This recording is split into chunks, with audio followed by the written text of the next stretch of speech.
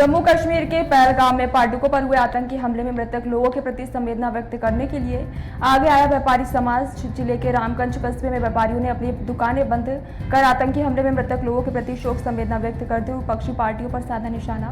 व्यापारियों ने विपक्षी पार्टियों से भी की है अपील। देश की सभी राजनीतिक पार्टियां इस दुख की घड़ी में एक समय भारत सरकार के साथ एक साथ होकर देश की रक्षा के लिए आगे आए। व्यापारियों ने भारत सरकार से की मांग, सरकार पाकिस्तान के खिलाफ कार्रवाई करे।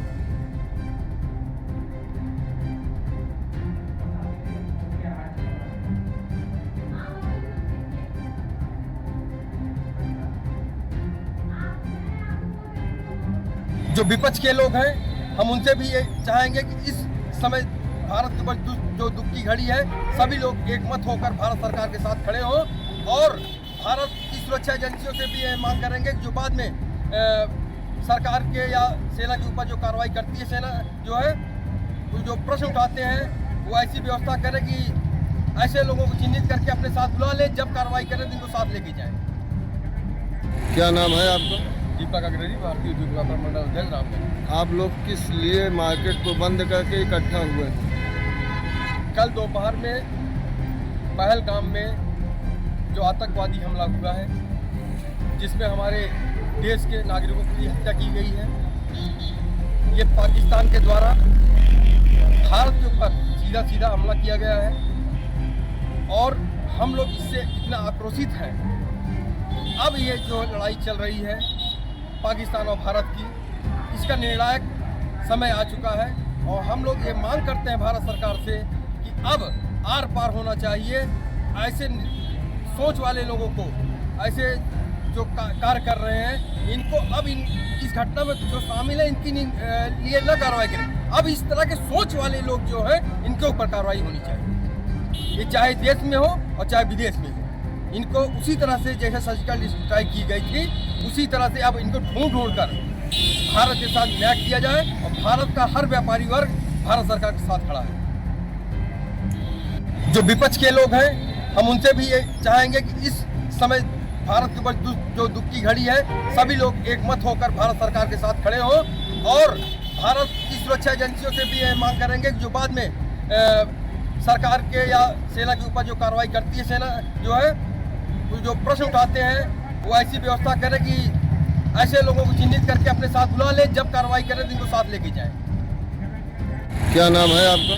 दीपक अग्रणी, भारतीय उद्योग व्यापार मंडल अध्यक्ष रामगंज। आप लोग किस लिए मार्केट को बंद करके इकट्ठा हुए हैं? कल दोपहर में पहलगाम में जो आतंकवादी हमला हुआ है, जिसमें हमारे देश के नागरिकों की हत्या की गई है, ये पाकिस्तान के द्वारा भारत के ऊपर सीधा सीधा हमला किया गया है और हम लोग इससे इतना आक्रोशित हैं।